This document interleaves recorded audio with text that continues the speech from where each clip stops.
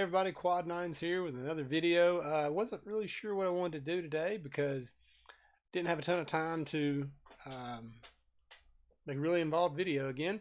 But I went by my LGS today. This is the day of pre-release, Saturday.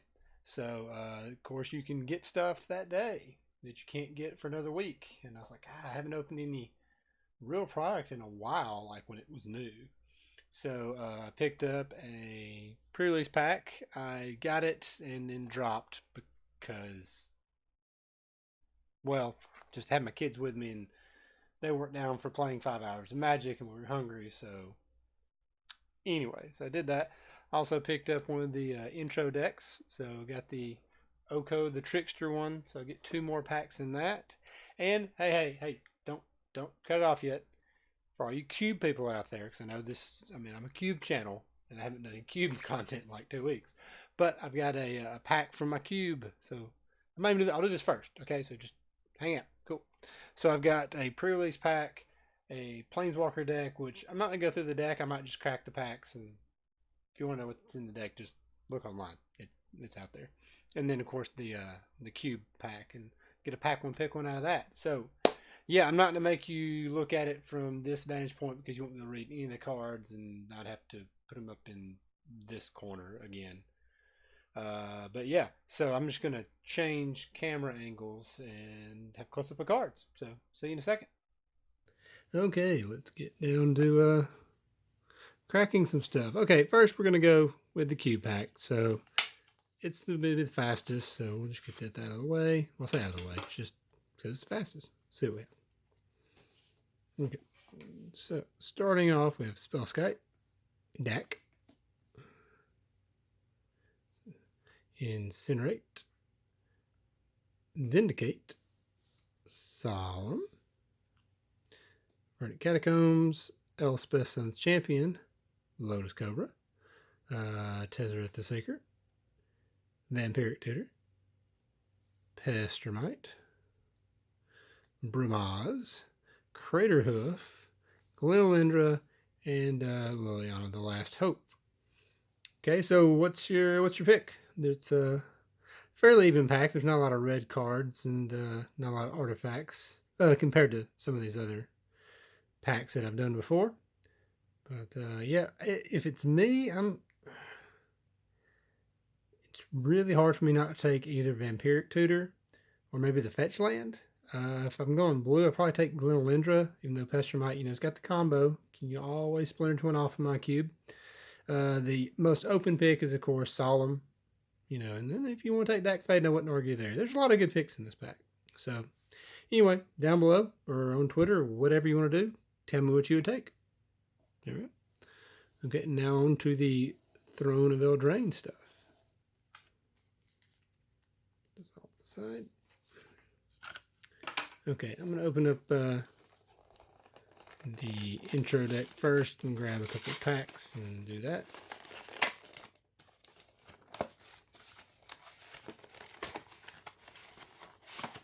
I'll try to, because it's not working very well. If I try and get that out right now, I'll probably gack it up, and we don't want to do that. I do like how these new deck boxes, they're big enough that after you crack them, if you want to sleeve them, they'll actually still fit in the deck box. For those of you new to Magic, back in the day, they'd give you this little bitty deck box that barely held the cards, and as soon as you tried to sleeve them up, wouldn't fit anymore. So it was pretty worthless as far as the deck box goes. I haven't even seen all the arts for these, so I'm going to thumb through all the commons and uncommons and then check out the rare and whatnot. And try not to bump the camera again. I like all the adventure cards pretty much. I've played a little bit of limited, not much though. So I don't have much opinion on that. I have seen where some monocolored decks get really paid off, especially in like the blue and black ones I've seen have been pretty strong.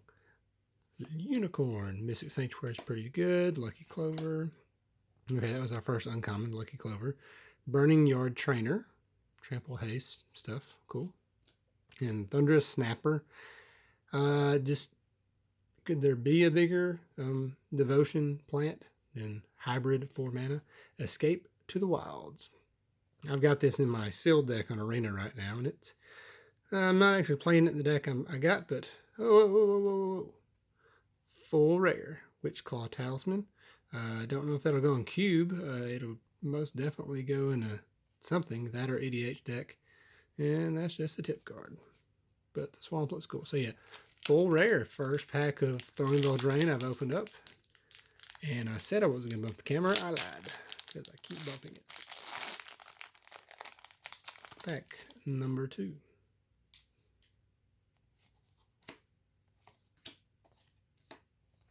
As far as like draft goes, I don't know if, Witchclaw Talisman is your pick there. Probably not.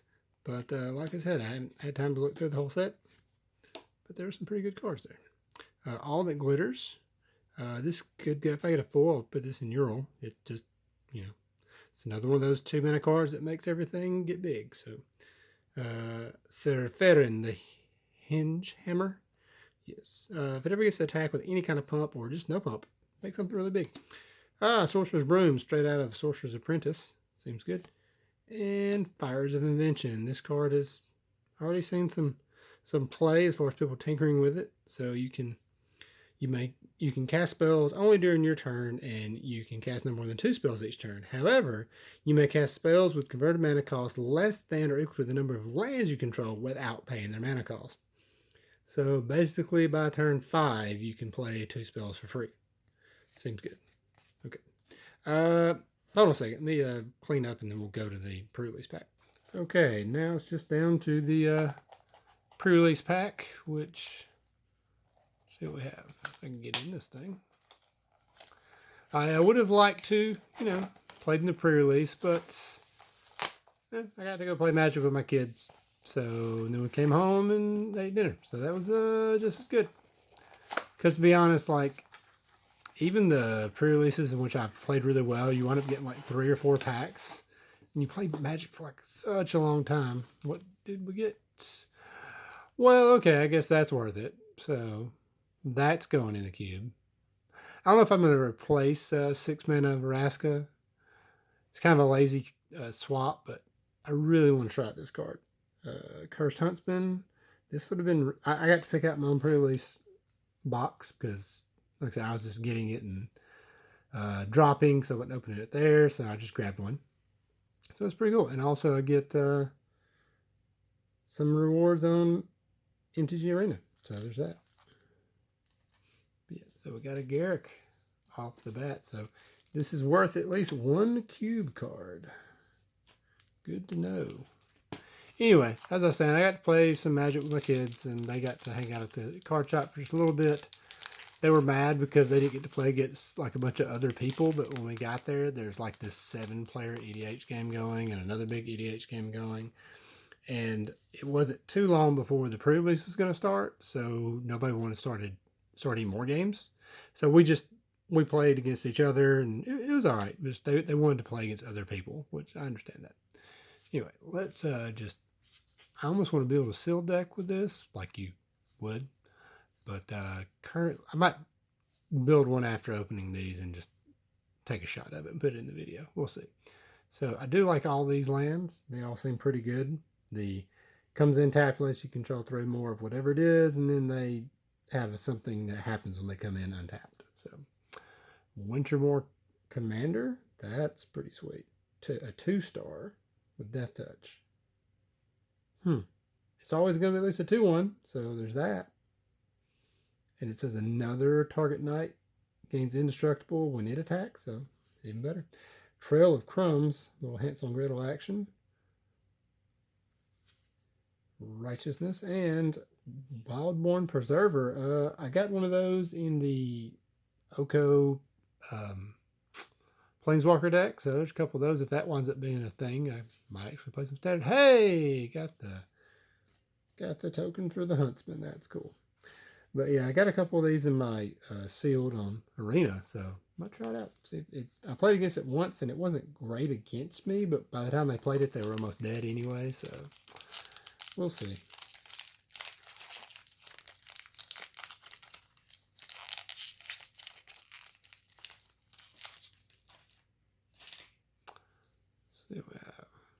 Sorry if this is taking a little too long, but these cards are sweet. I haven't seen all of them, so there's that. Baked into a pie. My daughter saw that one and she said, "Ah, it's really gross, Dad." I'm like, yeah, there's some of that in this set, but it's very flavorful. Drown in the Loch. This card's amazing. Like, it might be tested in cube. The Dimir section is pretty tough to get into, but this one seems pretty good. Sir Conrad, I've played that some on Magic Online. I got to play a draft on there. It was good. All the glitters again. And Stormfist Crusader. The art is just great. I don't know how the card is. It's like, it's your upkeep. You both players for X in Arena, but you've got a 2/2 menace to go with it. And, I don't know, might be good. Let me pull the rares out. I guess that would make things easy, huh? The rest of it we'll just mess with a little later.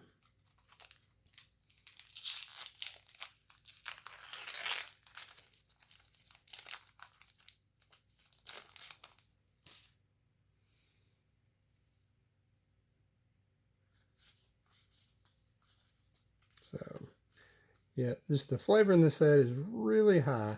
The card seems okay. Draw it like you just have something with 3 toughness and you just get to draw a card when there's a battlefield. It's 4/2, which is like horrible stats, but drawing a card just for dinging something that you don't care about is cool. Deafening Silence, Hypnotic Sprite, another, Arcana Style. The blue-white devotion one. When it enters the battlefield, look at the top 4 cards of the library. You may reveal an artifact or enchantment card from among them and put the rest, or put it in your hand, put the rest on the bottom of the library in any order. And it's a 3/3 flyer for 4. Seems good. And we've got another full Wicked Wolf. This card looks really cool. Sacrifice food, you get to put a +1/+1 counter on it, and it gains indestructible, but you tap it. So, it's not hexproof. It grows it. As far as like blocking, or if it's attacking and you do that, just because it's already tapped doesn't mean the rest of it doesn't happen. And it gets to fight something when it comes into play, so it kills anything small. And we got a Lucky Clover, an uncommon foil. Whenever you cast an adventure, instant, or sorcery spell, copy it, you may choose new targets for the copy. So these tokens, full art tokens, are really awesome. Is that Papa Bear? That's got to be Papa Bear. Sure. We'll go with that.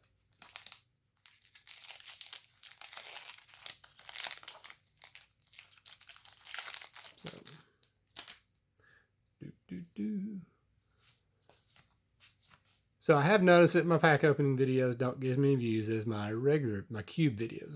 My cube videos.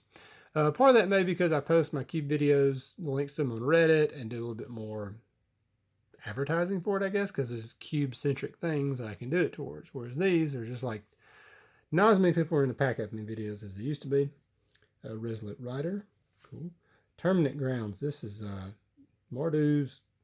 I mean, you can only cast a knight or equipment, but still, it just taps for colorless at worst, so it's still pretty good. Into the Story, and another full. Fervent Champion, the world champion Javier Dominguez, kind of like an invitational card, only not, but it looks good. It's 1 mana, 1/1 with first strike haste. When it attacks, another target knight you control gets +1/+0 until end of turn, and equip abilities to it are practically 0 for just about anything except for Batterskull and Argentum armor. Like, most equip costs are less than 3, so you can equip just about anything to this for free. And a foil Forever Young. That's not a good card, but it's shiny, so there's that. 2 more packs to go. Let's see what we get. I say this has been a really good opening just because of the Garrick as the promo, and full Witchclaw Talisman out of the Planeswalker deck, and a couple more full, so hasn't been bad at all. Roving Keep, pretty good. Okay, Marleaf Pixie card looks really cool. It's going to be good no matter what, because either it's a 2/2 flyer for 2, or it's a mana dork that taps for blue or green. It's a fairy, so there's some synergies there. We got a Shepherd of the Flock with the different, I forgot what style of card this is, but it's one of the showcase, or it's a special card. It's cool. I like the art of it. Sage of the Falls, and a Witchclaw Talisman regular, which I won't need because I have a full one now. So, still, pull that out. I guess pull that out. And that's it. Okay, last pack. What do we want? Well, we want an Oko. Murderous Rider in full because I'm greedy. Because why not? Don't really know what else is tons of value. I mean, I've already got a Garruk, so there's that.